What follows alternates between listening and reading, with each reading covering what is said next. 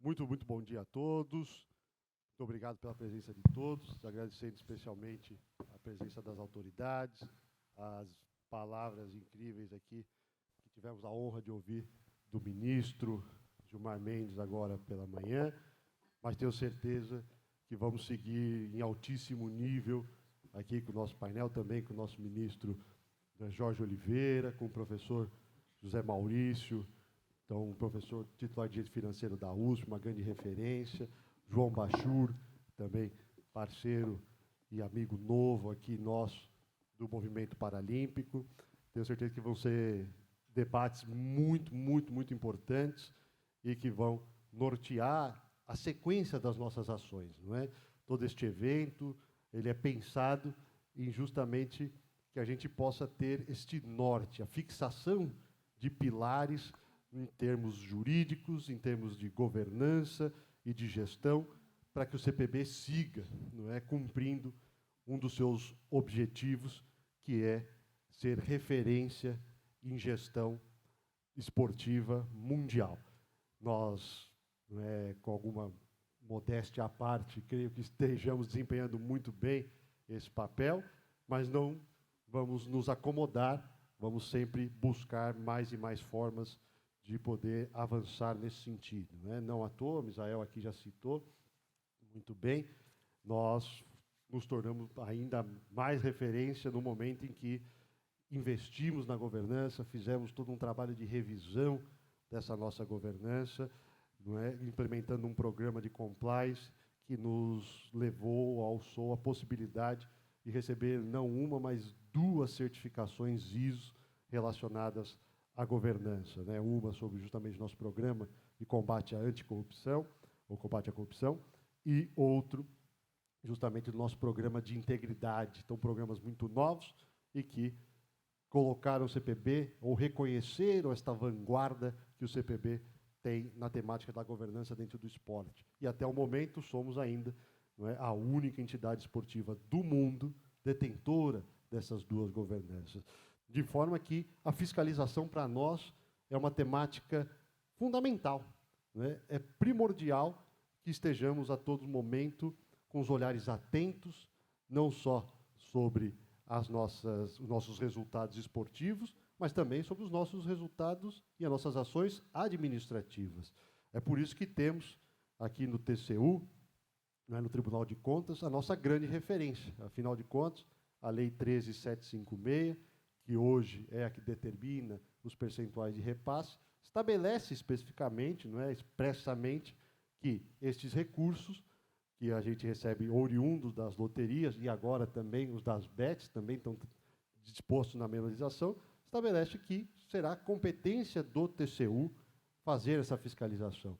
E assim a gente deseja que realmente continue e prospere, não é? Porque isso nos incentiva a cada vez mais adotar as melhores práticas de governança, as melhores práticas de gestão e ter este norte na utilização dos recursos com responsabilidade e realização dos nossos resultados esportivos, que são aqueles que vão dar a nossa maior visibilidade.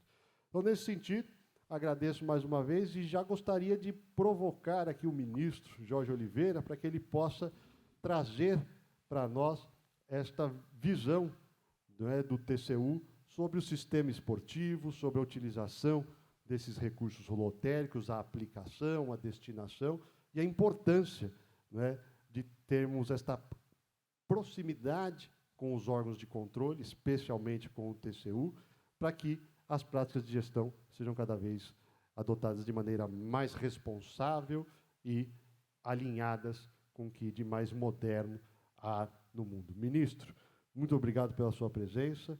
Por favor, fique à vontade para fazer o uso da palavra. Bom, em primeiro lugar, um bom dia a todos.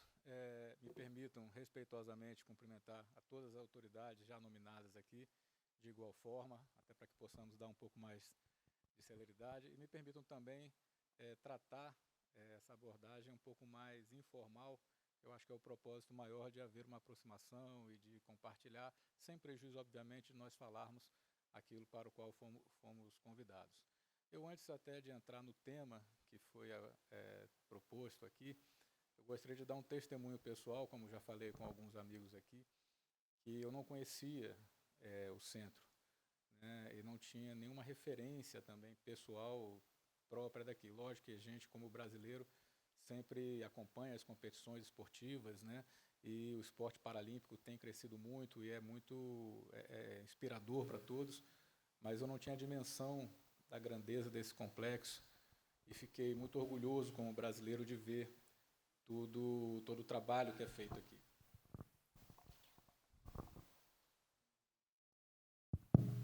E, de fato, falei, não só inspirador, mas traz para o centro, para o Comitê Paralímpico Brasileiro,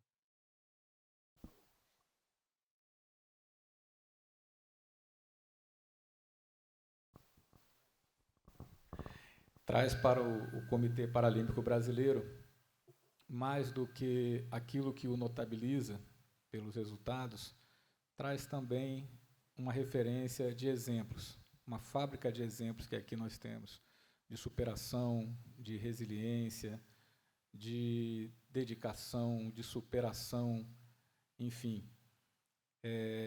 Confesso a vocês que, com certa emoção aqui, pude acompanhar não só na visitação, mas no vídeo, que foi muito bem conduzido, nas palavras aqui do Misael também. Para mim foi um presente muito grande. Eu queria agradecer esse presente não só ao comitê, mas também a um querido amigo, que é membro do Ministério Público, que atua junto ao Tribunal de Contas, o doutor Sérgio Caribé. É um amigo que conheço desde quando ingressei no tribunal, há 6 anos, e pelo comprometimento, pela dedicação, pela entrega e, sobretudo, pela forma apaixonada com que ele atua na causa, ele sempre foi uma referência para todos nós, uma inspiração para todos nós. Não sabia que ele praticava rugby, né? Eu fiquei sabendo hoje aqui, não o vi jogar ainda, mas gostaria de ver. Mas, sobretudo, quando ele me convidou, eu não sabia da grandeza do presente que ele estava me proporcionando. Então, Caribé, meu amigo, muito obrigado pela oportunidade de conhecer aqui pessoalmente. E falar de controle, confesso a vocês que hoje falo com muita tranquilidade, mas há muito pouco tempo atrás, quando eu trabalhava na administração pública, no governo federal, a visão que eu tinha de um órgão de controle era a pior possível. E falo isso porque a visão estereotipada que nós temos de um órgão de controle é daquela pessoa que sabe muito bem como tem que ser feito, mas espera que eu faça para depois dizer aonde eu errei, me apontar como eu deveria ter feito e vai me responsabilizar por isso. Então, essa é uma visão estigmatizada do controle. E veja que no Brasil nós temos um sistema de controle que é muito avançado. E vou falar por quê. Nós temos, no âmbito da administração direta, todo órgão da administração tem um controle interno. E esse controle interno, no jargão interno, são os chatos que ficam informando como nós temos que fazer. Na administração pública federal, nós temos a CGU, a Controladoria Geral da União, que exerce o controle interno dos órgãos da administração federal. E temos, como acréscimo, o controle externo exercido pelo TCU. Por que controle externo? Porque é um órgão que não integra a administração pública no executivo, ele é um órgão auxiliar do Poder Legislativo que detém a competência de fiscalizar o uso dos recursos. Então, é o Tribunal de Contas da União, o auxiliar do Poder Legislativo Federal para fiscalizar os recursos públicos da União.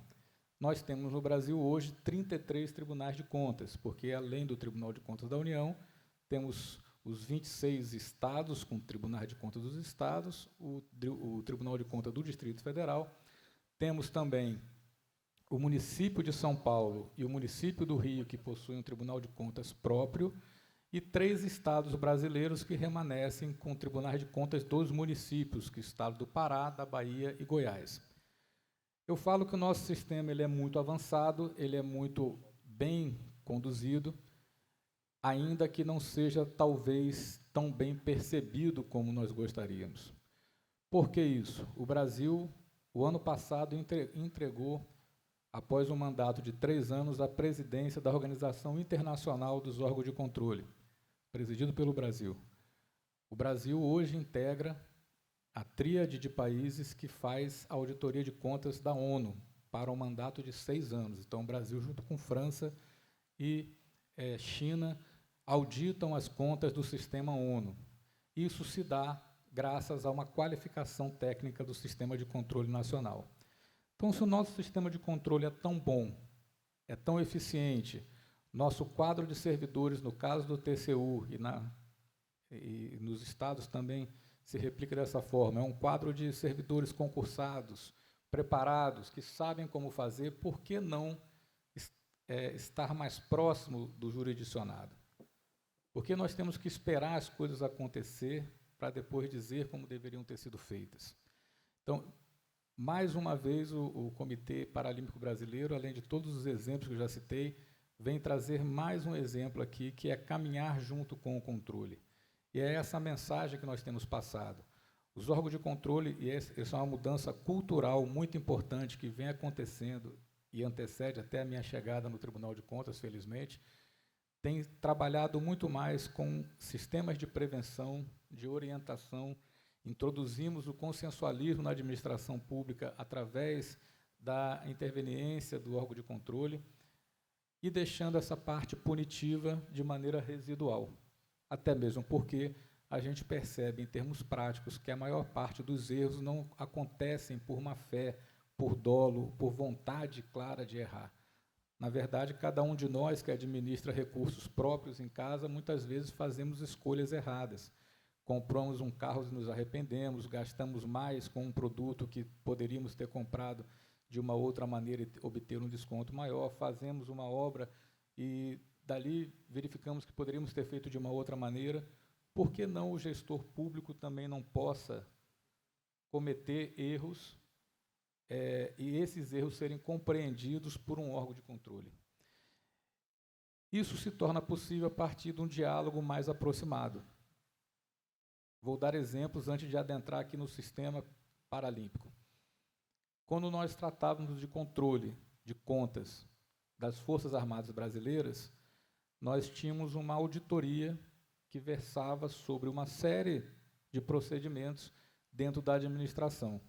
Mas, obviamente, que os senhores compreendem que as Forças Armadas, sobretudo quando estão tratando de equipamentos tecnológicos, de defesa, equipamentos que têm uma perspectiva estratégica de defesa nacional, possuem singularidades que não podem ser tratadas como qualquer outro procedimento de compra. Então, obviamente que durante muito tempo havia um certo embate entre o órgão de controle externo e as Forças Armadas para que pudesse haver um compartilhamento desses dados. Obviamente que ao se aproximar, você compreende as singularidades, as especificidades daquele setor e você informa os motivos reais pelos quais você tem que fazer auditoria, você constrói pontes, caminhos para poder fazer, e hoje isso vem acontecendo de uma maneira muito adequada. Com o sistema S, por exemplo, que se assemelha muito aqui, em dada medida, com o que nós vamos tratar. O sistema S envolve o SENAC, o SESI, enfim, são órgãos que prestam um serviço social relevante, possuem uma arrecadação de recursos parafiscais semelhantes aqui ao que recebe os captados pelas loterias e são destinados aos comitês olímpicos, paralímpicos e etc. Possuem autonomia por lei, muitos deles, para ter um regramento próprio, mas se submetem ao controle porque recebem recursos que são fruto de uma imposição legal para que haja uma destinação. No caso específico do sistema paralímpico, tanto dito aqui também pelo Misael quando trouxe, o Misael, na verdade, ele poderia substituir todos os palestrantes aqui pelo conhecimento que ele demonstra. Mas há uma previsão constitucional de que o Tribunal de Contas da União tenha que fiscalizar qualquer recurso público da União, e nessa fiscalização nós alcançamos qualquer pessoa física, jurídica, de direito público e de direito privado que utilize recursos públicos. O recurso captado pela loteria e o percentual repassado, ele mantém a natureza pública, ainda que o comitê seja uma instituição privada. E ainda que essa instituição privada não tenha como única fonte de manutenção um recurso público, porque vocês podem ter patrocínios, doações, direito de imagem, uma série de outras fontes de arrecadação de recursos. E aí, como nós fazemos? Se dentro daquela conta, daquela gaveta lá do comitê, nós temos um recurso que vem de uma fração dos prêmios lotéricos, ou das apostas lotéricas, melhor dizendo, e lá também tem recursos privados, que eles receberam por doação, que receberam por patrocínios, ou qualquer outra fonte que seja. Da mesma maneira que hoje, por exemplo, quando a União destina um valor para uma obra dentro de um município, e o município tem uma contrapartida. Então, você tem recursos do município, que se fosse apenas do município não atrairia a competência do Tribunal de Contas da União, e tem recursos da União que nos dá a competência da fiscalização. Então, nós não vamos fazer a fiscalização porque não sabemos se aquela parte da obra foi feita com recurso da União ou do município. Não, se a obra for uma só, nós temos a competência para fiscalizar toda a obra. Obviamente que há um compartilhamento entre os entes subnacionais para que nós possamos não ter redundância na auditoria.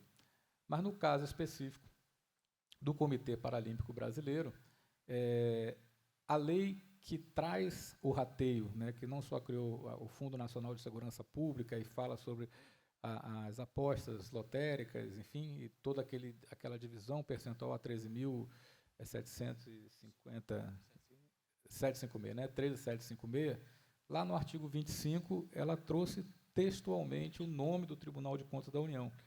E digo que bom que trouxe, porque deixa isso de maneira clara, mas não precisaria trazer, porque já estaria remanescente ali, que se tratava, no caso do Comitê Paralímpico, de uma entidade privada que recebe um recurso de natureza pública e administra esse recurso, ainda que possa receber outros recursos. O que me deixa muito feliz aqui, e não só pela oportunidade de ter conhecido esse espaço físico, mas foi a iniciativa do Comitê Paralímpico de querer caminhar junto ao controle.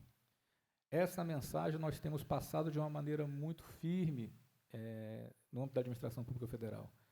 Os órgãos de controle, seja ele o controle interno, o controle da CGU, dentro da Administração Pública Federal, seja o controle externo, não podem ser vistos como inimigos do gestor. Pelo contrário, é um locus de orientação, de consulta, de você entender as melhores práticas e percebam a sabedoria que o Comitê Paralímpico tem tido de ser um paradigma para todos os outros comitês e falo até para padrões mundiais. Porque quando você tem requisitos claros de governança, de transparência, de compartilhamento de informações e de clareza nas suas escolhas, nas suas priorizações, isso dá resultado. Isso dá resultado. Todos esses protocolos, que às vezes esses termos técnicos, às vezes causam no gestor um certo receio, eles, na verdade, diminuem o trabalho do gestor, qualificam mais o trabalho, faz com que o gestor trabalhe menos e produza mais. E o principal é que se dê transparência. Acho que o principal legado de uma escolha que está sendo feita agora é transparência, que a transparência permite que todos possam ver, todos possam opinar, todos possam cobrar, todos possam fiscalizar. Então, eu fiquei muito satisfeito aqui, numa conversa breve que tive com o Misael, logo assim que cheguei aqui, ainda na sala de reunião ali, foi não só perceber o preparo dele, a compreensão dele, mas, sobretudo, desmistificar essa proximidade do gestor, de qualquer nível, seja o setor público, seja o setor privado, e aqui, nesse papel híbrido que faz aqui o comitê, essa proximidade com o órgão de controle. Então, sim, uma visão nova que se traz. O presidente do Tribunal de Contas da União hoje, ministro Vital do Rego, paraibano, exerceu mandatos eletivos de vereador, deputado, senador, uma pessoa que tem uma sensibilidade enorme para as causas sociais, trouxe como diretriz da sua gestão o cidadão no foco, as pessoas em primeiro plano. Ele tem reverberado muito isso e se soma a uma corrente de outros ministros e até o Ministério Público que caminha conosco nessa perspectiva de ser parceiro da gestão. Não é prazeroso, satisfatório em nada você apurar uma responsabilidade e punir um gestor, até porque nenhuma multa, nenhuma punição que se possa dar repara integralmente o dano que já foi causado. Então, muito melhor que a gente atue na conscientização, no preparo, na orientação, na prevenção e, mais uma vez, assim, com muita satisfação, vi esse movimento do Comitê Paralímpico Brasileiro em querer se aproximar do controle. No período da tarde aqui, o Raineri, que é auditor federal de controle externo, trabalha na área de tecnologia do tribunal, vai falar especificamente sobre a rede blockchain. É um mecanismo da atualidade que nos permite otimizar de maneira clara a gestão e o fluxo financeiro, dar transparência e permitir, sobretudo, a rastreabilidade de recursos. Então, parabéns ao Comitê Paralímpico. Como é um debate aqui, eu fico também à disposição para, depois da fala dos demais, para entrar em algum ponto específico que venha sendo abordado, mas, mais uma vez, agradecer pelo privilégio de poder ter participado aqui dessa caminhada, né, e agora continuar. Espero poder retornar outras vezes mais e ver aqui as competições, que me parece que são bem interessantes. Olhar tão de perto, a gente sempre que vê pela televisão sente muito orgulho, muita gratidão até, né, por ver pessoas se superando, pessoas dando exemplo de superação, e ver de perto isso aqui é muito enriquecedor. Então, mais uma vez, muito obrigado. Espero continuar aqui em outras oportunidades também.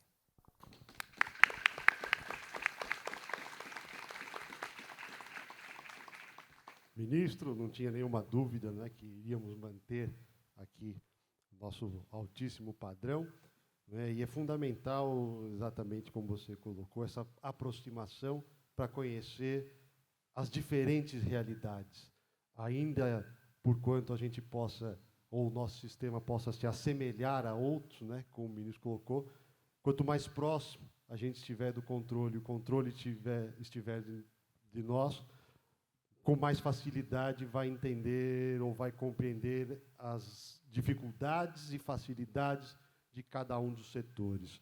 E é exatamente num desse exercício que nós estamos fazendo junto ao TCU, ao longo aí dos últimos anos, nós estamos nesse processo de revisão da formatação de fiscalização, né, ou das normativas que regem a fiscalização do emprego dos recursos lotéricos. Né? E nesses debates que acabam surgindo, né, a questão da natureza específica do recurso é um ponto que nos tem chamado muito a atenção, na medida em que, por exemplo, o próprio artigo 25 da 13756, ele lista especificamente a competência do Tribunal de Contas da União em realizar essa fiscalização das entidades esportivas. Mas não faz nenhuma menção a outras entidades que também estão lá no rol de fiscalização, do rol de recebimento deste mesmo recurso. Ou seja, o mesmo recurso ele é distribuído para vários setores, segmentos, agentes privados, tal qual são as entidades, mas só 6 entidades específicas do esporte são citadas especificamente lá no artigo 25, e o Tribunal de Contas segue à risca fiscalizando as 6, e não as outras entidades privadas que não passam esse recurso. Então, nessa medida, a gente começou realmente, diante desta aproximação, não é? E o tribunal sempre muito aberto, ali, ao longo dos últimos 2, 3 anos que nós estamos fazendo esse trabalho, tem trocas constantes conosco aqui, não só com o CPP, mas com todas as entidades esportivas, entendendo os aspectos, olha, realmente tem questões aqui que vocês se diferenciam e muito do sistema S, de modo que é preciso a criação de uma regra específica para cá. E, nesse sentido, aí que eu já convido para a conversa o professor Conte, né? O professor Conte também um grande amigo e a nossa grande referência em direito financeiro aqui no país, permite, professor, é assim que o temos aqui, né? E o próprio Tribunal de Contas também, de modo sistemático, procura o professor Conte quando surgem essas bolas divididas, vamos aproveitar o tema esportivo, né, o fundo esportivo, essas bolas divididas, para que a gente possa. E assim, aproveitando a oportunidade que já tínhamos os nossos contatos, nossas proximidades, e até por ocasião dos Jogos, né, dos Jogos de Paris, o professor Conte escreveu uma matéria, né, relatando um pouco sobre os Jogos Olímpicos, e aí conversamos sobre isso, falou, poxa, mas e o Paralímpico? Vamos escrever sobre o Paralímpico, e a gente foi entrando nas discussões, e chegamos, inclusive, nessa discussão sobre a natureza efetiva do recurso. E o professor Conte, né, desenvolveu um trabalho, e imagino que vai nos apresentar uma boa parte aqui hoje, né? Então, professor, sem muito mais delongas, gostaria de convidá-lo para que pudesse participar, entrar aqui no nosso debate, né, e continuar abrilhantando todas essas nossas discussões. Obrigado pela presença, professor, vai ser um prazer e uma honra ouvi-lo. A satisfação é toda minha. Muito obrigado, Paulo. Eu cumprimento também aqui o ministro, a semelhança dele, vou a todas as autoridades aí, sem nominar aí, para não usar todo o tempo. E do modo que eu sinto aí, me sintam-se todos devidamente cumprimentados. É uma satisfação muito grande estar aqui. A gente vê todo esse equipamento aqui, um espetáculo. Ao entrar no equipamento, ver todas essas pessoas podendo exercer as suas atividades. É realmente algo que deixa a gente bastante até emocionado, né, de ver esses vídeos e ver essas pessoas todas lutando pelo país, conquistando pelo país. Não tem como não se emocionar, de modo que é uma satisfação muito grande estar aqui. E eu tive uma satisfação grande, eu como estudioso de direito financeiro, a gente sempre vai aprendendo cada vez mais quando a gente entra aí em detalhes, e quando houve essa dúvida do Paulo e nós começamos a analisar esse aspecto, foi quando eu observei que as questões são sempre mais complicadas do que a gente imagina, ministro.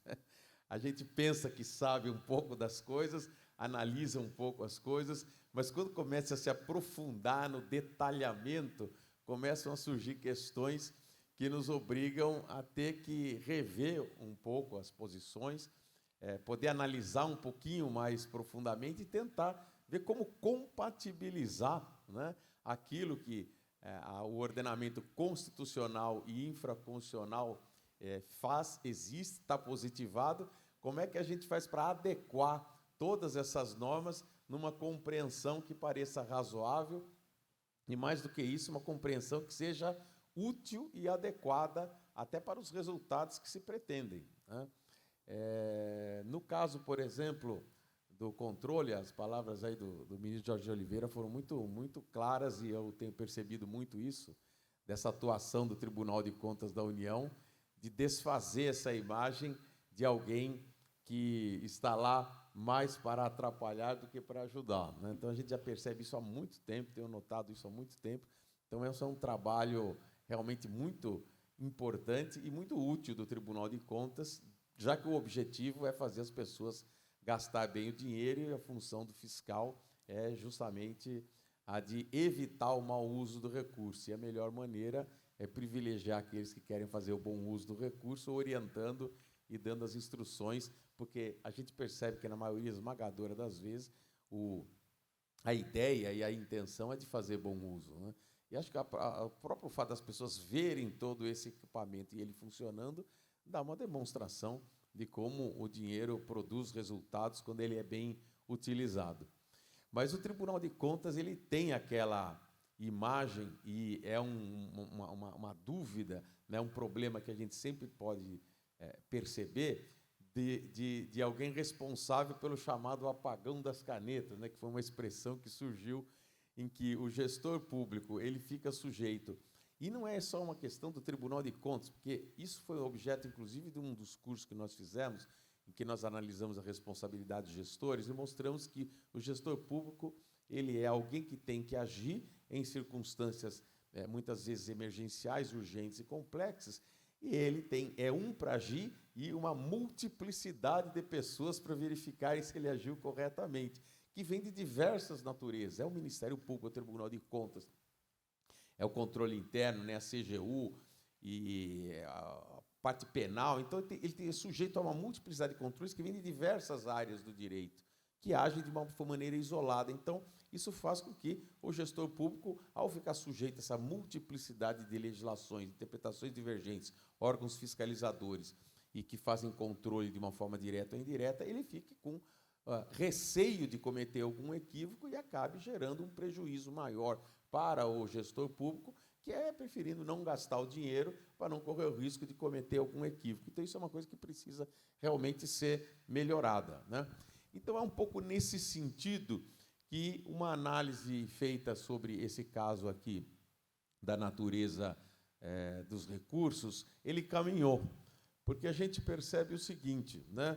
Você tem a legislação, e vou até passar um pouco aqui, vamos ver se eu consigo passar tudo aí, porque eu também não sei se vou conseguir ver tudo. Primeiro, né, começando aqui, que eu tinha feito uma apresentação, que eu vou procurar ser um pouco sintético nela, a gente percebe que o financiamento do poder público para o esporte ele está na própria Constituição. O ministro Gilmar mencionou isso há pouco, né? Mas o esporte ele é uma política pública que ele é interfederativa e intersetorial. Isso é um assunto que tem preocupado bastante o mundo do direito, em especial o direito financeiro. E quando a gente vai numa faculdade de direito, você tem lá civil, penal, administrativo, constitucional e etc. Mas quando a gente vai no mundo dos fatos e na realidade, as situações elas não estão nem no civil, nem no penal, nem no administrativo, elas estão misturando tudo. Isso cada vez tem aparecido mais e é uma das coisas que eu tenho observado nas aulas e reflete diretamente na questão das finanças. E é o caso do esporte, né? O esporte é um tipo de política pública que é interfederativa, ou seja, ela existe no âmbito de todas as esferas de governo, o que gera uma complexidade de relacionamento entre os entes federados, e ela é intersetorial, porque ela envolve uma série de áreas governamentais. Então, a complexificação para agir em matéria de políticas públicas no esporte, ela aumenta muito. E isso se reflete no campo das finanças, né? Que orçamento, que programa, que ministério, que área, né, vão poder atuar nisso. Embora na área do esporte, pelo menos, exista a vantagem setorial de você ter o Ministério do Esporte, coisa que em outras áreas isso até não existe, né? Você fica aí pulverizado entre outros vários ministérios, mas a ação conjunta ela é muito grande. E, numa hora de fazer um orçamento, isso é uma coisa que complica bastante o gestor público, né? E a gente vê que existe muito dinheiro público na área do esporte de diversas maneiras, né? Programas orçamentários, os fundos orçamentários hoje previstos na Lei Geral do Esporte, incentivos fiscais, auxílios diretos como Bolsa Atleta, ou seja, é um campo amplíssimo de possibilidades em que você tem recursos públicos aplicáveis no esporte. Mas, em termos da parte do esporte, isso inclui especialmente o esporte paralímpico, o que a gente percebe é que uma parte enorme, significativa, estima-se em torno de 80% dos recursos, vem desses recursos obtidos por meio das loterias, né, e das transferências e das partilhas que vêm aí do campo dos recursos das loterias. E aí nós começamos a ter que analisar algumas questões interessantes. Por exemplo, né, só para citar aqui, vou até ler aqui que fica um pouco mais fácil, as entidades voltadas ao fomento do esporte, como o COB e o CPB, elas são, por lei, entidades de direito, pessoas jurídicas de direito privado, normalmente associações sem fins lucrativos e que não integram a administração pública. Então, aí já começa a criar também mais um fator complexificador em termos de compreensão da gestão das finanças no âmbito do esporte, porque essas entidades, elas são entidades legalmente, claramente, de direito privado, então elas é que gerem esses recursos do esporte. E são entidades que não integram a administração pública. Então, aí nós começamos a ter que analisar como é que nós vamos fazer para poder analisar e compreender esta situação de você ter essas entidades privadas gerenciando esses recursos que vêm das loterias, né? Então, só para poder mencionar aqui, a Lei 13756, por exemplo, o artigo 22, ela determina que esses agentes operadores, no caso lá a Caixa Econômica, ela passe diretamente os recursos para os beneficiários legais e faz uma previsão da destinação percentual. Então, nós acabamos tendo uma transferência direta dos recursos lotéricos para as entidades beneficiadas. E isto faz com que essas entidades que não integram a administração pública recebem diretamente os recursos. Então, você tem uma forma de transferência de recursos que não transita pelo Tesouro, ou seja, não integra o orçamento, até porque as entidades não são entidades da administração pública direta nem indireta, portanto, elas não têm razões e motivos para integrar ou participar do orçamento público, portanto, não integrando o orçamento público, os recursos dela não estão no orçamento. Mas nós temos o princípio da universalidade orçamentária, segundo o qual todos os recursos públicos eles devem constar do orçamento. É uma ideia de permitir que o gestor público ele possa, ao ler o orçamento público, ter o conhecimento, né, de todos os recursos que ele gerencia. Essa é a ideia de universalidade orçamentária, fazendo, então, com que nós tenhamos uma regra geral segundo a qual tudo deve constar do orçamento. E como é que nós vamos fazer isso em relação a isso daí, né? E essas questões elas são importantes porque elas geram reflexo. A interpretação disso acaba gerando algum reflexo, inclusive e principalmente no campo da fiscalização, uma vez que todo aquele recurso que está orçado, ele fica sujeito à fiscalização pelo sistema construído aí, institucional de fiscalização, no caso do âmbito federal, por exemplo, o Tribunal de Contas da União, né? Deixa eu até ficar um pouco aqui, porque fica mais fácil de eu olhar. Não, fica à vontade. Então, essa ideia do princípio da universalidade orçamentária, que eu mencionei agora há pouco, ela exige, em alguns casos, e foi esse aqui exatamente o caso que nós estamos verificando, em casos em que há uma certa complexidade das relações financeiras, vocês estão percebendo isso por todas essas razões que eu mencionei, especialmente quando essa complexidade das relações financeiras envolve essas inter-relações entre o setor público e o setor privado, ela acaba tendo que admitir várias formas de ajuste e interpretação, né? Como nós vamos interpretar essa questão aí da universalidade e da orçamentação desses recursos e a consequente fiscalização em casos como esse, né? Então, aí nós começamos a compreender um pouco como é que dá o fluxo do recurso das loterias, né? Você tem o apostador, que passa para a Caixa, que é o apurador, que vai para a entidade esportiva, nós temos várias aí, em especial aqui o Comitê Paralímpico Brasileiro, e depois vai, então, para a aplicação finalística nos programas esportivos. Com isso, nós temos uma situação, né, fática de que o recurso ele acaba não passando pelo Tesouro Nacional nem pela conta única, ele não integra o orçamento público. O Estado ele acaba agindo como um mero agente de arrecadação, né? Então, é uma espécie de analogia que a gente pode fazer até com o Fundo de Garantia por Tempo de Serviço, né? Ele tem uma origem, por norma, no Estado, mas ele tem uma titularidade privada, porque ele é gerido aí por um órgão privado. Então, você tem, se você considerar o critério trânsito pelo Tesouro, ou seja, passar ou não pelo Tesouro, que a gente pode utilizar como uma forma de identificar essa situação, a gente vai ver que quando nós temos, por exemplo, um repasse via convênio, né, você tem uma transferência voluntária, celebra um convênio e você vai, então, utilizar aquele recurso para alguma entidade, ainda que seja privada, você tem um trânsito que passa pelo Tesouro, porque tem um recurso público que é transferido via convênio para uma determinada entidade. Mas não é o caso aí dos repasses lotéricos. Quando você tem um recurso que é de convênio, por exemplo, por uma transferência voluntária que você faz por meio de convênio, nesse caso, você tem um recurso que ele é um recurso público que é passado para a entidade que vai receber aquele recurso e aplicar os recursos. Mas quando você tem o repasse das loterias, a situação fica um pouco diferente, porque, na verdade, você tem um recurso advindo da loteria, que é reconhecida, embora isso possa ser questionado, mas está decidido pelo Supremo, que seria um serviço público, ela, por lei, é transferida para uma entidade privada. E aí esse ingresso de recurso, essa administração de recurso, ela passa a ter um âmbito de gestão privada. E aí já podemos deixar como uma situação que não pode se considerar clara como segura, que esse recurso mantém-se na condição de recurso público, né?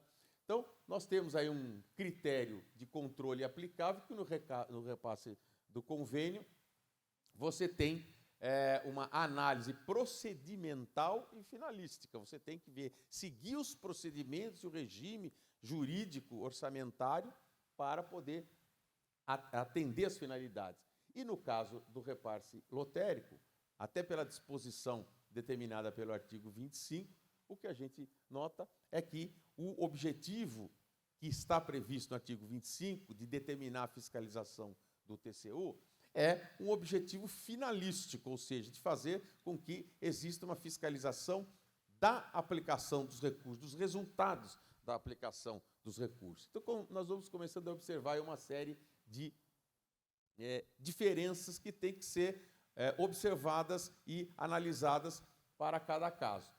De modo que, nesse caso, eu entendo que o ideal é uma interpretação que compatibilize toda a análise constitucional dos dispositivos constitucionais com os dispositivos infraconstitucionais para tentar fazer compreender qual é o tipo de interpretação que esteja mais adequada àquilo que a Constituição e a legislação pretendem, que é, no caso, o bom e adequado uso dos recursos públicos, né, respeitando as normas vigentes. E, nesse sentido, a gente vê, e eu pude fazer uma análise aí que demorou, dada a complexidade que eu não esperava existir nesse tipo de situação, de análise dos recursos lotéricos, para poder entender o que me pareceu o mais razoável e compatível, porque consegue compatibilizar toda essa disposição constitucional com a disposição infraconstitucional, de qual seria a interpretação mais adequada para esta situação.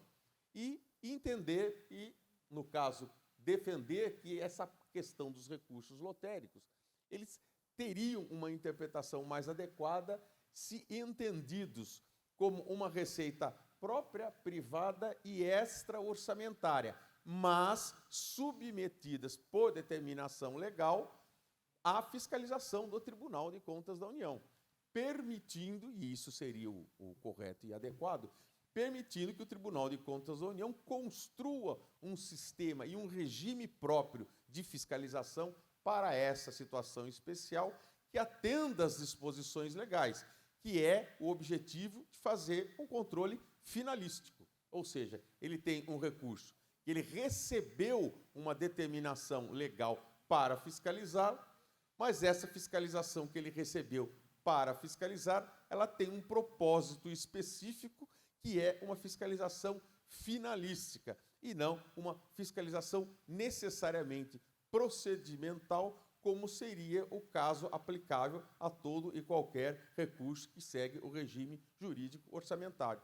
Então, é uma maneira de você compreender, entender, né, e isso está justificado aí com uma série de dispositivos, inclusive decisões do Supremo Tribunal Federal e do próprio Tribunal de Contas da União, de que essa natureza e essa interpretação da natureza do recurso, ela permitiria compatibilizar o que diz a lei, o que diz a Constituição, com um regime próprio e específico, compatível com a situação e que atenda aqueles objetivos que foram determinados para que fossem feitos em razão dessa disposição legal, que é fazer um controle finalístico, sem necessariamente que ele siga o controle procedimental que é aplicável para os regimes orçamentários de uma forma geral. Porque, se assim for, nós vamos estar não só tendo uma interpretação que não é a mais adequada, pelo que a gente percebe da leitura do texto constitucional e legal, como uma fiscalização que pode até ser prejudicial, que pode levar a justamente causar dificuldades ao gestor público, problemas para o uso dos recursos públicos e prejuízo à atividade finalística, dadas as especificidades que a gente verifica na questão do esporte, conforme a gente vai poder verificar, né?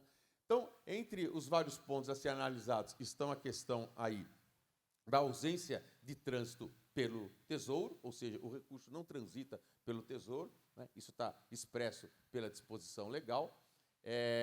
Ele tem uma qualificação legal como receita própria, isso está previsto lá na legislação, por serem recursos que são por entidades de pessoas jurídicas de direito privado.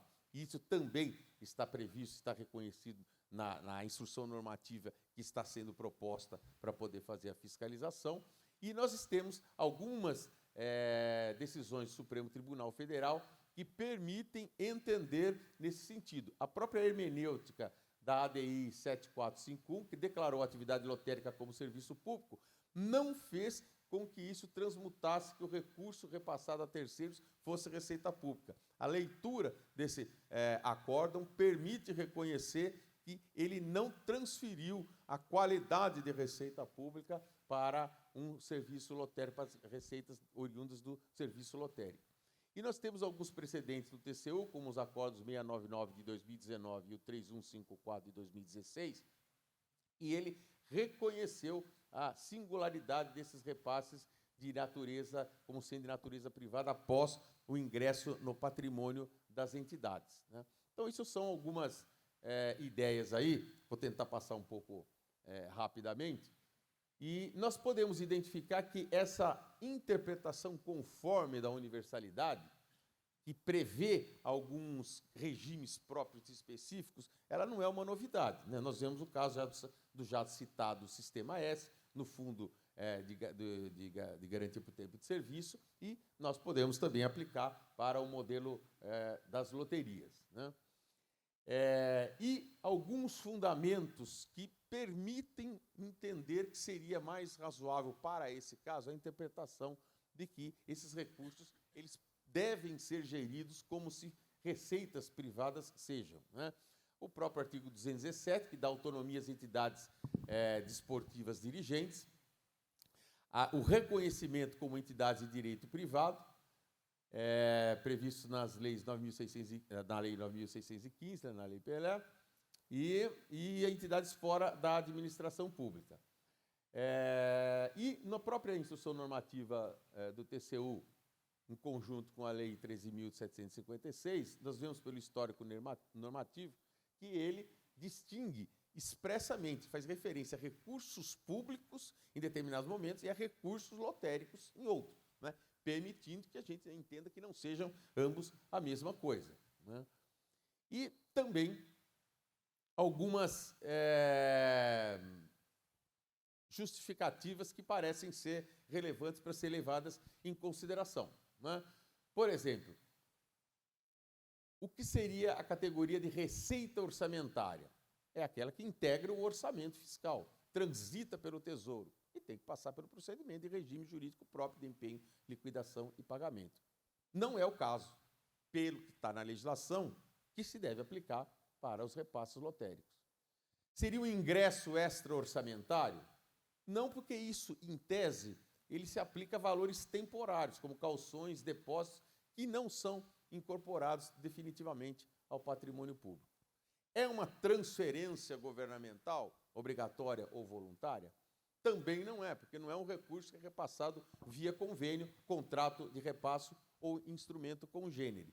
Então, são três itens que permitem identificar que não dá para ter um regime jurídico específico como a gente aplica para as receitas públicas, para o caso dos repasses lotéricos. Daí a razão de fazer essa necessidade de construir uma interpretação que compatibilize melhor o texto constitucional e os legais, né, a legislação infraconstitucional vigente, que permite reconhecer que seria uma melhor interpretação entender que seria uma receita própria privada, que é incorporado ao patrimônio da entidade privada por força de lei e, portanto, a partir desse momento, ele não teria ou não manteria a condição de recurso público após a destinação.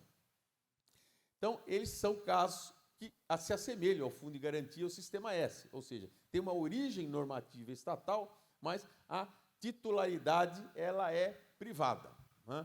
Então, seria essa uma interpretação que compatibilizaria. E nós vamos ver depois. Bom, mas não está escrito na lei lá que deve ser fiscalizado. Vou pular algumas coisas aqui, porque senão a gente não consegue falar tudo e toma muito tempo de vocês. Vou citar aqui alguns precedentes do TCU que permitem, interpretando trechos dos acórdãos, e aí precisaria analisar os acórdãos todos, como a gente pode tirar algumas conclusões que acabam levando a esse tipo de entendimento. Por exemplo, o Acórdão 3154/2016 reconhece a singularidade dos repasses lotéricos, reconhecendo que os recursos transferidos às entidades do Sinesp possuem tratamento distinto dos recursos orçamentários tradicionais. No Acórdão 699/2019, que discutiu a inscrição do COB no CEPIM, ele, ao admitir que a entidade beneficiária dos recursos lotéricos possa estar inscrita em cadastro de inadimplência por outros débitos sem perder os repasses lotéricos, mostrou que existe uma natureza diferenciada dessas verbas. Elas evidenciam que não são a mesma coisa. Também no Acórdão 2006-2022, ela consignou a natureza de recurso público, portanto passivo de fiscalização, apenas quando os recursos lotéricos quando eles são repassados pelo Ministério do Esporte. Entendeu? Nesse caso, não é a mesma coisa do que os recursos que são repassados diretamente pela Caixa, né? E no Acórdão 519/2014, ele reconhece a existência de uma terceira categoria de entidades vinculadas ao Sistema S, um acórdão que tratava especificamente desse assunto. De modo que ele permite reconhecer que, e essa é uma questão que eu vou mencionar em seguida, que a semelhança com o Sistema S, que é o que ocorre aqui, foi inclusive mencionado pelo ministro Jorge Oliveira, ela existe e é a que mais se aproxima à questão dos recursos lotéricos, mas não é a mesma coisa. Então, o transporte da interpretação do regime jurídico do Sistema S para o caso dos recursos lotéricos, ele acaba não tendo aí uma perfeição e uma adequação que a gente espera atenda às determinações constitucionais e legais, né?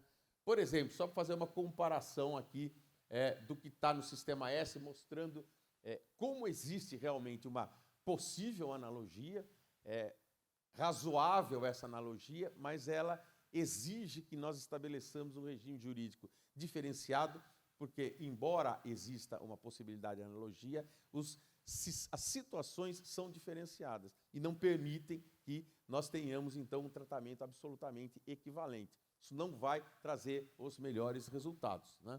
Por exemplo, no caso de uma comparação do Sistema S com as entidades esportivas, natureza do recurso. Então, um é contribuição para fiscal, outro é o repasse lotérico, criados por lei, ambos sem trânsito pelo Tesouro. Ambos têm autonomia constitucional expressa, né? Mas, no caso do Sistema S, não é prevista na Constituição. E, no caso do repasse lotérico, essa autonomia é constitucional, prevista na Constituição. Já é uma primeira diferença, né? O regime de contratações no Sistema S é um regulamento próprio, né? Que é previsto na Lei de Licitações e Contratos Administrativos. Nas entidades esportivas, se observar pelo parágrafo único do artigo 34, prevê a possibilidade de fazer as contratações conforme previsto em regulamento autônomo, que mostra existir aí uma diferença e está estabelecido na lei. No caso do Sistema S, o TCU criou um modelo de controle de prestação de cópias de contas ampla, periódica e ampla. Mas já no caso das entidades desportivas, a ideia não é esta, porque a ideia é de fazer um controle eminentemente finalístico, porque a natureza é diferente conforme nós vamos verificar. É um serviço que tem uma determinada característica, sem as especificidades naturais do esporte que nós vamos ver em seguida, que permite esse regime mais padronizado, né? E a natureza das atividades do Sistema S, que são de educação e qualificação profissional, não se assemelham a de esportes de alto rendimento, que criam aí algumas diferenças. E isso permite, né, entender que talvez seja melhor, e é a forma que eu acho mais razoável, de entender qual seria a adequada forma que o Tribunal de Contas da União poderia fazer para poder exercer a sua competência fiscalizatória, que é determinada pela lei. Então, em primeiro lugar, se reconhecer que a competência ela deriva de lei, porque está prevista na lei, mas não necessariamente deriva da Constituição, porque lá prevê que o Tribunal de Contas deve fiscalizar todo e qualquer recurso público, mas entender que o Tribunal de Contas da União pode também fiscalizar recursos que não são públicos por determinação legal, como é esse caso, nós vamos entender que isso permite que o Tribunal de Contas possa adotar regras próprias e específicas para cumprir a sua missão legal de fiscalizar os recursos que a lei determina, mas nos exatos termos e limites estabelecidos pela lei, porque assim vai evitar, inclusive, de as imperfeições que podem decorrer da necessidade ou da aplicação do regime jurídico para os demais casos e para as demais receitas, acabe prejudicando o gestor público que gere esses recursos e tem as suas especificidades que não permitem que ele atue eficientemente se for seguir todas as regras que o sistema exige para o regime jurídico próprio das demais receitas públicas. Então, a base legal dessa fiscalização tem que ser interpretada como sendo o artigo 25 da Lei 13.756 e o controle tem que ser finalístico e não um controle interna corporis, assim, um controle da gestão como se faz com todo e qualquer órgão público.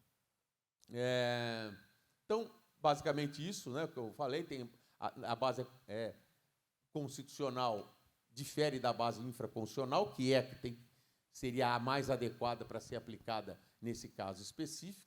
E também é importante ressaltar, só para reforçar um pouco o argumento, que várias vezes, né, até identifiquei como 12 vezes, que a Lei 13.756 faz referência à expressão recursos públicos, mas não faz referência, quando se fala em recursos públicos, aos repasses lotéricos, permitindo que nós entendamos, né, e essa é uma interpretação que tem que ser reconhecida, porque está na lei, que não é exatamente, ou pode não ser exatamente, a mesma coisa, né? Então, a ideia é procurar, então, permitir que essa interpretação faça com que o sistema de fiscalização construa um regime de fiscalização que ele seja finalístico e não procedimental, né? Com foco aí nos resultados, para fazer uma fiscalização que procure verificar se a aplicação dos recursos obteve os resultados pretendidos, que, aliás, é algo que, em tese, o próprio Tribunal de Contas da União, o ministro Jorge Oliveira sabe, ele tem se esforçado e se voltado a procurar avaliar eficiência e outros critérios voltados a não fazer um controle burocrático, né, o chamado controle burocrático gerencial, né, de verificar documentação, mas fazer um controle daquilo que interessa, né? O dinheiro público ele tem que obter resultado. Ele é usado para obter um resultado e não é usado para cumprir uma série de normas que são todas cumpridas e depois não obtém um resultado. Então, a ideia é sempre, né, e a moderna gestão pública e também o sistema de fiscalização tem se voltado a procurar avaliar os resultados.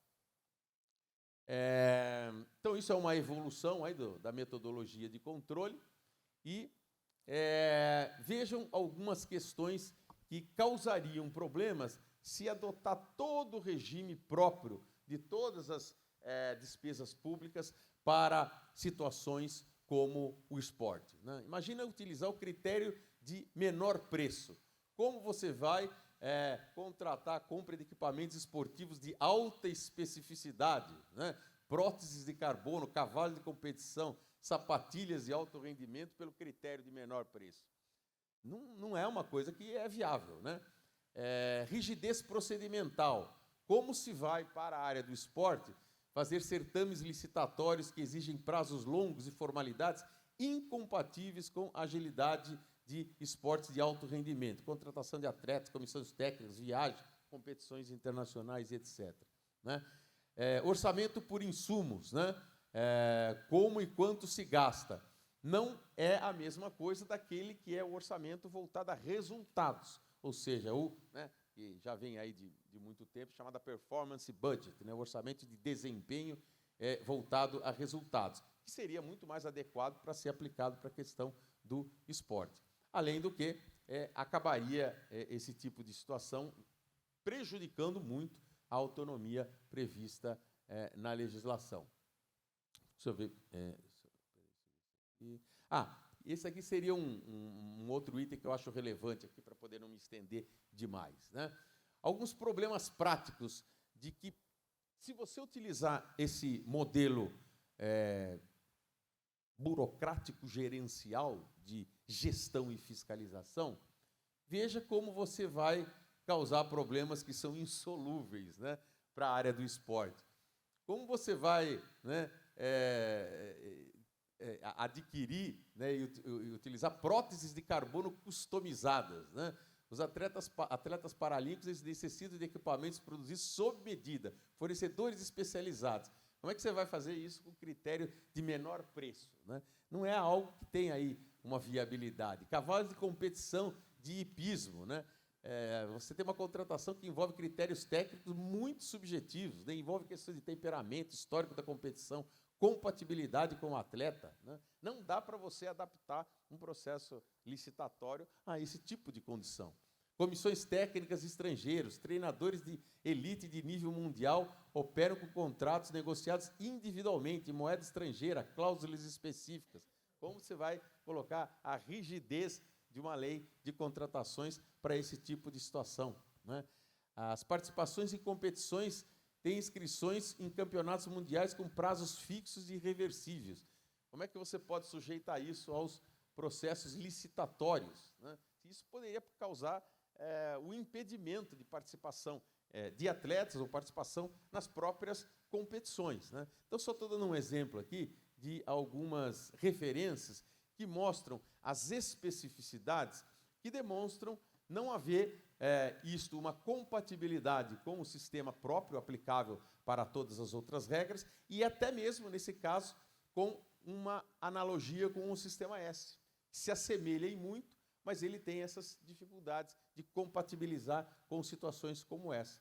Por isso que a gente entende que a melhor maneira seria justamente de haver um regime jurídico fiscalizatório próprio com base nesses fundamentos, que é o que melhor se adequaria e traria o resultado que o público espera, né? Fiscalização adequada de recursos, né? O comitê espera também que tenha uma fiscalização adequada de recursos, mas que não cause, né, entraves ou prejuízos que vão impactar nos resultados. Então, isso permite aí que a gente tenha algumas conclusões, né, que basicamente são essas, né, que os recursos repassados às entidades lotéricas melhor seriam interpretados para poder se adequar a esse tipo de regime, como receita própria, privada e extra-orçamentária, que não transita pelo Tesouro, portanto, não seriam recursos públicos orçamentários.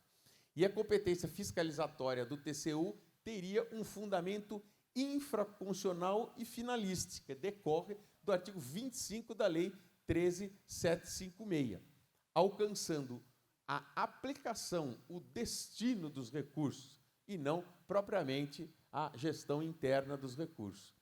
E a aplicação automática da lei de licitações, ela não se mostra adequada para esse tipo de situação. Nós devemos adotar um modelo de controle finalístico, com a verificação da destinação e não uma verificação procedimental. Então, desculpa até me exceder um pouco aqui, exagerei um pouco no tempo, procurei resumir, a situação era muito mais extensa e complexa do que essa, mas eu tentei fazer uma síntese aqui para poder justificar e tentar mostrar como que a gente chegou nesse conclusão de que tem que ter um raciocínio aí, digamos, holístico e complexo para poder ver qual é a melhor solução para o caso aqui da interpretação da gestão e da fiscalização desses recursos lotéricos. Obrigado, desculpa ficar de pé aqui, mas é que foi para poder ter uma... Professor, mais uma vez, agradecendo aqui a presença e sempre a gente mantendo o debate em alto nível, as discussões em aberto. De fato, há muitos pontos ali que se precisam sedimentar. Mas, no meio de todo esse debate, essa discussão, que, como o professor trouxe, já tem de longos anos, eu quero convidar aí o parceiro novo, amigo novo, como diria a canção, João Bachur, aqui, enquanto representante também da Entidade Nacional de Rateio, ou seja, a gente conhece como as BETs, ou boa parte das BETs, que é um novo recurso que ingressou nessa mesma legislação, na 13756, e o que amplia a complexidade do debate, na medida em que, dentro de uma mesma legislação, estamos falando de uma mesma coisa, e ainda também interpretações que já começam a surgir, de que um mesmo recurso destinado para A, fazendo referência ao item A do artigo 30, tem uma natureza, mas aquele recurso, se vai parar para B, tem outra natureza. Então, se inserindo nessa discussão aqui, convido. Então, João Bachur, muito obrigado pela sua presença aqui. Tenho certeza que também nos trará brilhantismo nesse nosso debate, mas, sem nenhuma dúvida, maior complexidade. Porque quanto mais a avaliação vai acontecendo, como o professor Conte trouxe no começo, a gente acha que entendeu ou que sabe toda a situação. Quando vai olhar a fundo, começam a se revelar as especificidades, as arapucas no meio do caminho, as situações jurídicas que precisam se amoldar a um passado.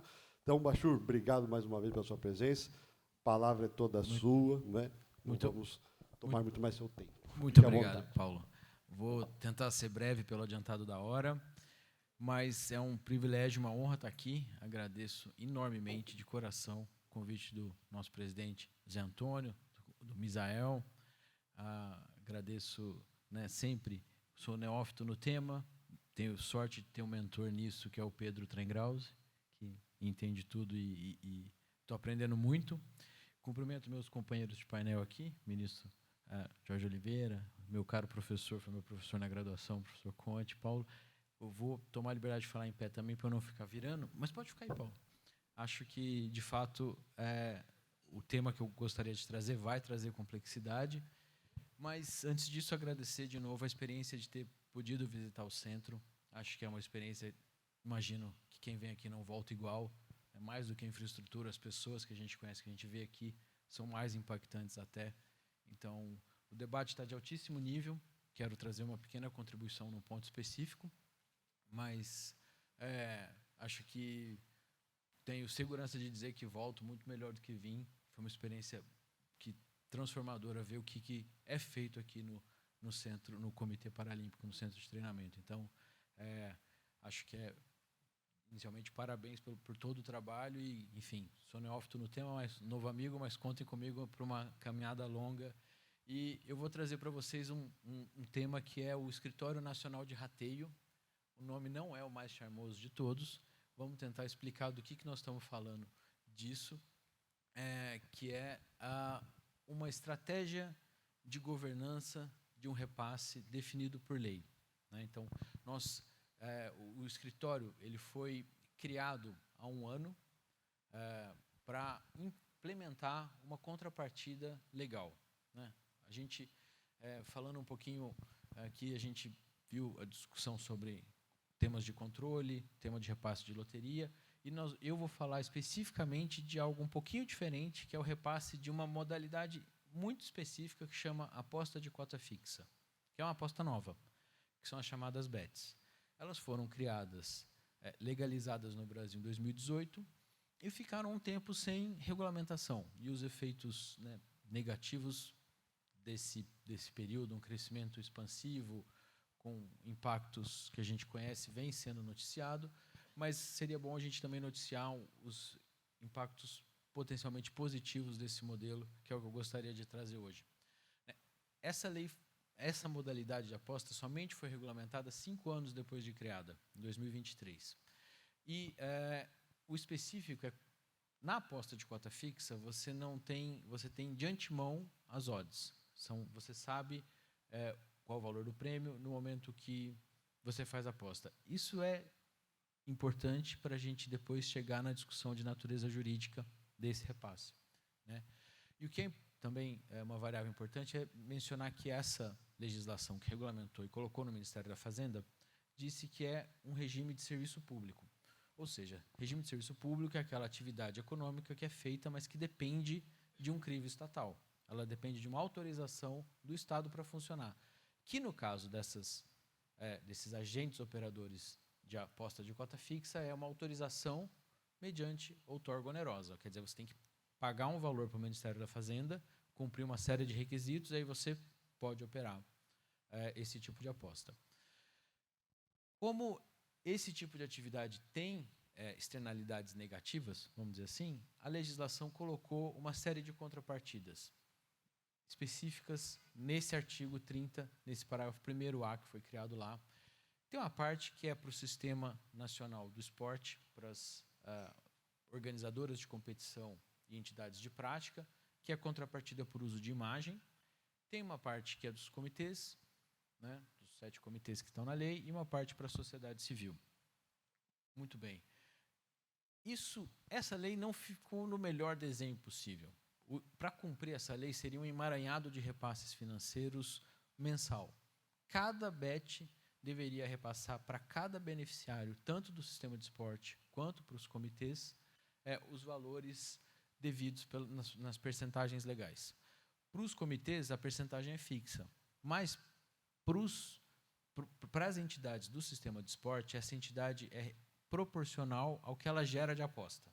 Então, eu tenho que passar para os campeonatos nacionais algo proporcional ao que ele gera de aposta, dependendo de como a CBF venha definir esse repasse. Para o Flamengo, vai ter a ver com o que ele gera de repasse.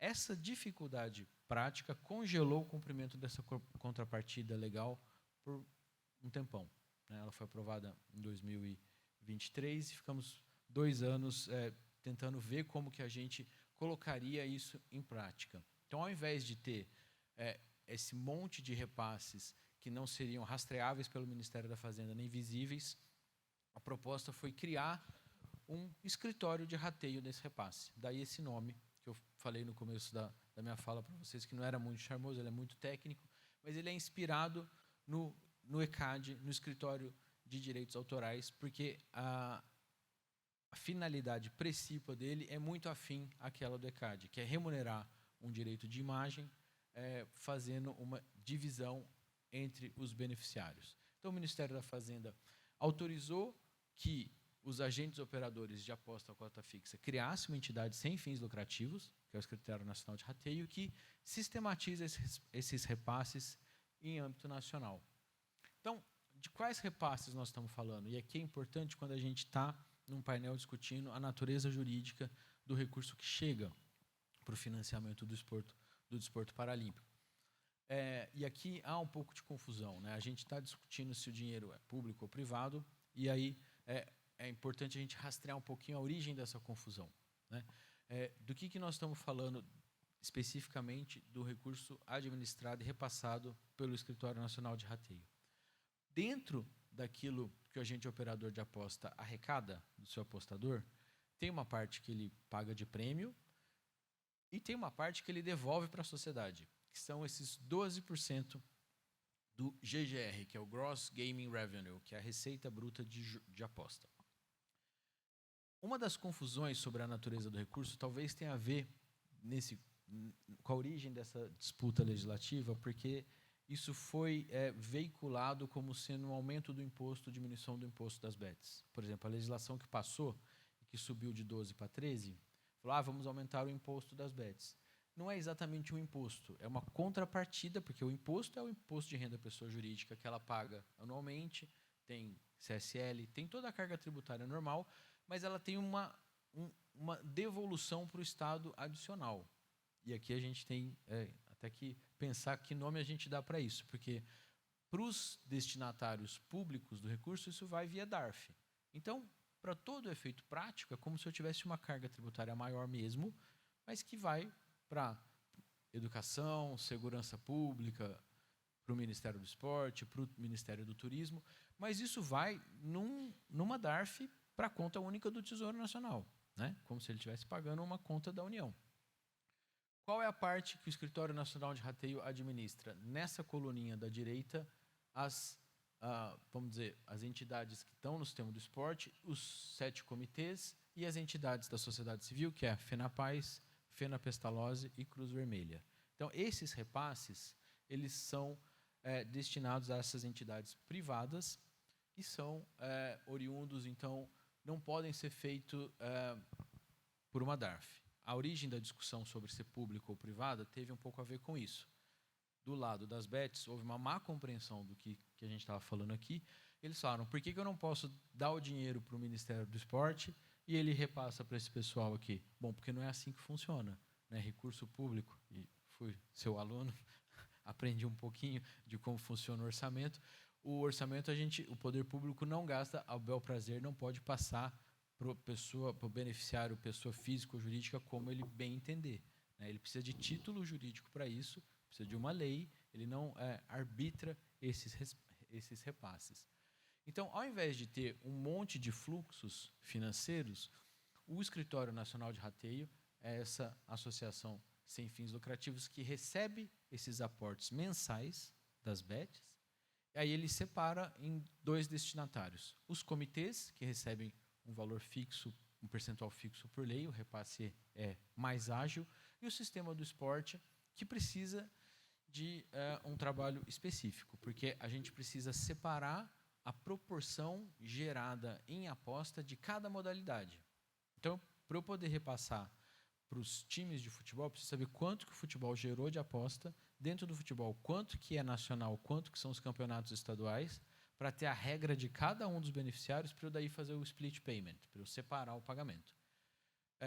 Isso é uma tarefa hercúlea. Eu não vou gastar muito tempo falando do Sistema Nacional de Esporte, que não é o nosso tema aqui, mas a gente tem que processar praticamente 10 bilhões de linhas de Excel de aposta para conseguir fazer essa apropriação de recursos por conta da discrepância de terminologia, do nome da competição e de diversas dificuldades de operacionalizar.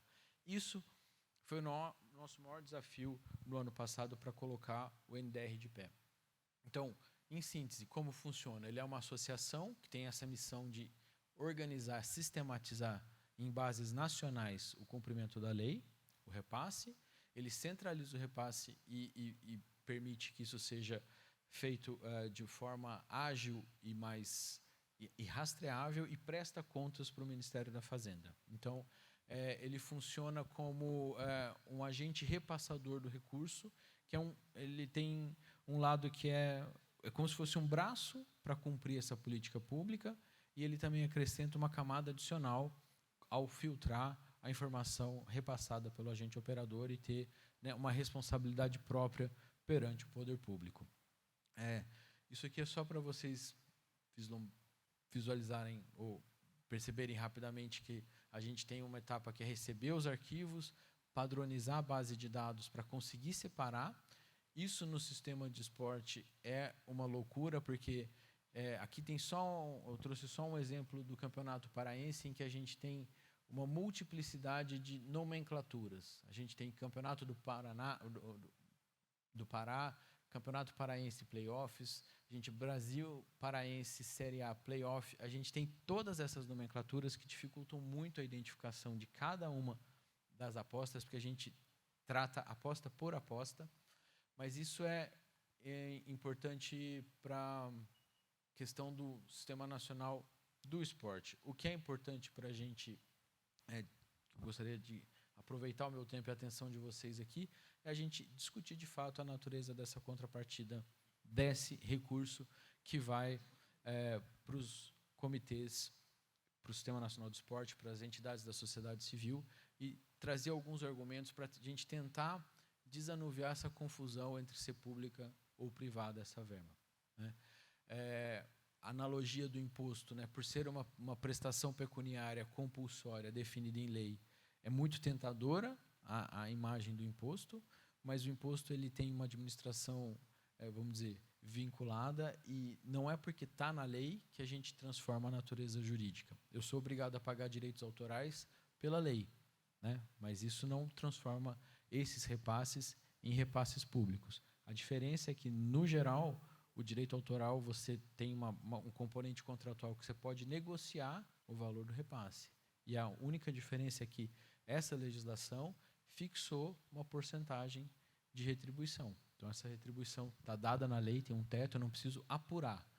A grande dificuldade no direito autoral é apurar quanto eu tenho que repassar, né? Então, para essa parcela específica que o NDR administra, eu acho que a analogia mais clara, no caso do direito de imagem, é a questão do direito autoral. Mas e a questão dos comitês, né? A natureza privada parece derivar do regime específico de serviço público e da forma como essa aposta de cota fixa funciona, né? Quando a gente fala de receita pública, a gente precisaria de algumas fontes para que ela entrasse dentro do Tesouro. Ou ela vem do próprio patrimônio do poder público, ou ela vem de imposto, ou ela vem de transferência governamental. Nada disso dá origem ao que a gente está falando. Quando a gente lembra que isso foi uma contrapartida imposta por lei às bets, por conta das externalidades negativas dessa atividade na sociedade, a gente está falando que isso tem um caráter regulatório, não tributário, mas regulatório. É uma contrapartida que a BET tem que cumprir para manter a outorga do serviço, para manter a autorização outorgada para o serviço que ela presta, em função da autorização do Ministério da Fazenda, que é em regime de serviço público. Basta a gente imaginar que, se não houvesse essa previsão de destinação aos comitês, o recurso ficaria onde? Ficaria dentro da empresa. Ele não iria para o Estado. Não é algo que o Estado está abrindo mão em favor dos comitês. Por isso, eu acho que, quando a gente olha para essa partezinha específica do repasse que o NDR administra, a gente tem que olhar como uma contrapartida regulatória. Para a BET funcionar, ela precisa de alguns critérios de governança, ela precisa ter um programa de integridade esportiva, ela precisa ter um diretor de compliance, ela precisa depositar um valor no Ministério da Fazenda e, dentre outras coisas, ela precisa fazer o repasse aos comitês. Então, é uma obrigação de caráter regulatório, não é uma obrigação de caráter tributário. Um outro ponto que eu acho que é importante trazer é que tem a ver com a lógica própria desse tipo de jogo. Quais eram os jogos que a gente conhecia no Brasil antes da Lei 14.790, de 2023. A gente conhecia as loterias em que você aposta com bilhete, virtual ou físico, mas você é por bilhete. E o prêmio depende do total arrecadado, né? Então, isso são as loterias, por exemplo, administradas pela Caixa Econômica Federal. O total arrecadado ou fica com o Estado, ou ele devolve um pouco como prêmio. Então, nesse caso, o caráter público pode ser disputado, pode ser discutido, mas é diferente quando a gente olha da aposta de cota fixa, em que você tem a chance, o prêmio está dado de antemão, ele não depende do total arrecadado. Você tem aquelas odds, você aposta, você ganhou, você recebe o recurso. Quem está te pagando isso não é a coletividade, mas é a empresa, né? Então, isso é o que está parte do faturamento dessa empresa que foi autorizada a funcionar pelo poder público. E a gente tem, por isso, então, tentando trazer uma contribuição para esse debate que é complexo, a gente precisa, né, e acho que, né, o ministro Jorge Oliveira mencionou, da aproximação do Comitê Paralímpico com os órgãos de controle, né, acompanho as iniciativas consensuais lá da Corte de Contas e sou entusiasta disso. E, né, nós temos nosso observatório TCU com o caro amigo Felipe Martins aqui. A gente observa, a gente contribui com o tribunal, a gente acha que esse é o caminho mesmo de construção conjunta. Então, aqui, a iniciativa é de fazer uma pequena contribuição para que a gente olhe para a Lei 13.756, identificando que nem tudo que é jogo lá tem o mesmo regime. Talvez a gente possa identificar 2 regimes diferenciados, né? Um, que é a cota fixa, e um, que é a loteria tradicional. E isso está apoiado numa combinação, numa leitura combinada dos artigos 14, 23 e 25. Né? Porque quando a gente pensa nos artigos que trouxeram a competência fiscalizatória ao TCU, que já foi mencionada aqui, mas ao trazer a lista de modalidades lotéricas, no capítulo de destinação de recurso, nós estamos falando de loteria federal, prognósticos numéricos, prognóstico específico, prognósticos esportivos e lotex. Então, essas são as loterias tradicionais. Mas o artigo 14, ao mencioná-las, ele fala ressalvado o disposto no capítulo 5, que é justamente a aposta de cota fixa, que tem um regime de operação de serviço público mediante outorga onerosa e autorização do Ministério da Fazenda. Então, eu acho que o caráter privado desse tipo de recurso é menos problemático e menos disputável do que os dos outros regimes, porque é uma contrapartida para que um agente regulado pelo Estado funcione e opere uma atividade que depende do cumprimento de determinados critérios postos pelo Estado, sendo que a contrapartida é um deles, né? Então, para fechar e não demorar demais, a nossa perspectiva aqui no ENDR, do Escritório Nacional de Rateio, é estar sempre o mais perto possível dos beneficiários e ver esse recurso produzir um efeito concreto na vida das pessoas. A nossa perspectiva do planejamento para esse ano é acelerar os repasses, fazer os repasses mensais com mais agilidade, ter um aprimoramento na questão própria da prestação de contas para os beneficiários e para o próprio Ministério da Fazenda, que é quem nos fiscaliza, e aprimorar a nossa inteligência artificial, a tecnologia que faz a leitura e que viabiliza esse split payment. E não está na apresentação, mas dos primeiros passos nesse sentido que a gente deu em janeiro foi de compor. A gente teve um ano de transição, que foi o ano 2025. A gente compôs a gestão, a governança institucional do Escritório Nacional de Rateio. Hoje estou como diretor-presidente, mas compusemos o Conselho Superior e aprovamos no Conselho também a criação do Conselho de Beneficiários, que é uma função consultiva. Foi uma proposta construída tanto pelo Pedro, quanto pelo Misael, quanto por diversos outros interlocutores, para que a gente tivesse os beneficiários próximos desse repasse. Essas cadeiras vão ser ocupadas agora, já nas próximas semanas, mas a gente, independente do Ministério da Fazenda mudar a regulação, a associação já vai trazer os beneficiários para dentro, então vamos contar muito com o Comitê Paralímpico nesse processo. Uma honra estar aqui, conta sempre comigo. Muito obrigado mais uma vez, Paulo.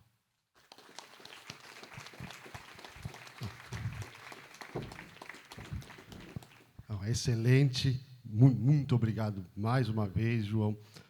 Realmente o tema, ou os temas, né, são extremamente complexos, isso só reforça o que a gente começou falando, né, ministro? Essa interlocução é fundamental que exista para que a gente tenha a oportunidade de mostrar uma realidade, e o Tribunal de Contas tem a oportunidade de conhecer, de aproximar também da gente, e que todos juntos possamos construir um trabalho muito efetivo, que continue possibilitando o Brasil a entregar cada vez mais, não é, a cada vez mais promover a inclusão através do esporte paralímpico e a cada vez mais, não é, estar nos locais mais altos do pódio. Tenho certeza que a gente ainda ia poder, né, pelo tema, discutir muita coisa, mas a natureza, né, exige que a gente nos alimente, né, precisamos nos alimentar ao longo do dia, né, não é porque é um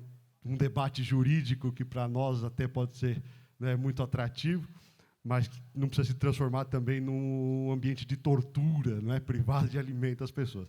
Então, nós estamos um pouco atrasados, mas a gente vai colher algumas perguntas, se alguém quiser fazer perguntas, para no retorno poder fazer, porque nós temos o nosso almoço servido. Então, quero agradecer aos participantes desse painel, especialmente, né, ao ministro, professor Conte, Bachur, sem esquecer também de agradecer imensamente todo o apoio que o nosso presidente Zé Antônio nos deu na realização deste evento, desde primeira hora, Misael Conrado, né, parceiro de sempre, Johansson do Nascimento, e também todos os meus colegas de diretoria, que, desde o primeiro momento, também, né, entenderam a relevância de um evento como esse e se colocaram todos à plena disposição, e o esforço enorme de todos para que pudéssemos estar aqui hoje, pela primeira vez, realizando, dentro de um ambiente esportivo, um debate tão profundo sobre temas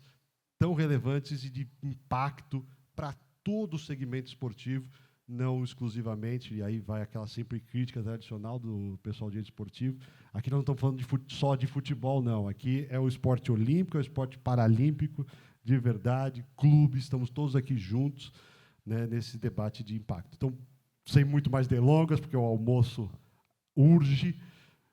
Muito obrigado a todos. Nós vamos retornar, então, aí às 15 horas, não é? Isso mesmo, doutor. Muito obrigado. Excelente, pessoal. Ótimas colocações. Vamos